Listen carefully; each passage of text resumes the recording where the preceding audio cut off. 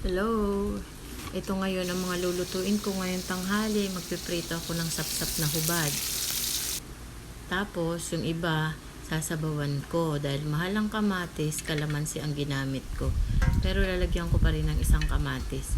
Sasabawan ko lang to para may hihigupin na naman si Ben dahil masama ang pakiramdam niya. Nakahiga ngayon. Di niya nga naihatid si Miguel sa school.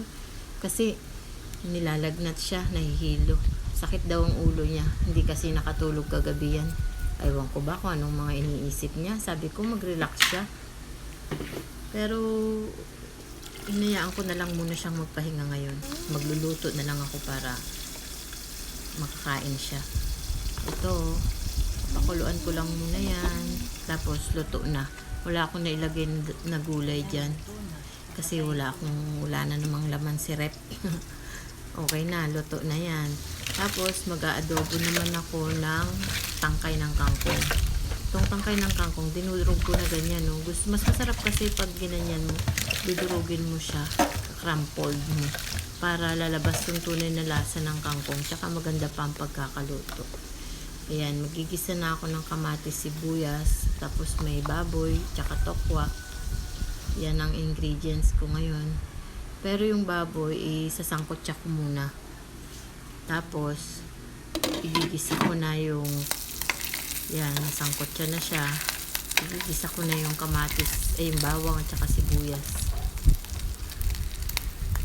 At saka ko ilalagay yung tokwa. Yung tokwa na yun, tira na namin yun. Sayang naman.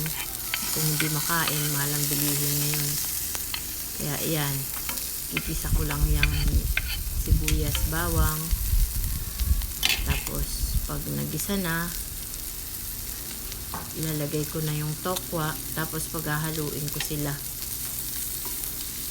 Mag-aircon ka. Kasi dati, hindi namin pinapansin yung kangkong. Ngayon, natuto na ako. Kainin ko na pati tangkay. Mahal eh. Maging practical dahil taghirap ngayon. Hindi ko naman kinukuha yung sobrang tigas, yung mga parteng malalambot pa, kasi dati tapon yan eh.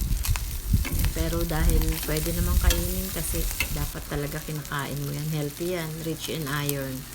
Yan, nilagay ko na yung paminta, tapos toyo, suka, lalagyan ko ng sugar, konti, pang neutralize.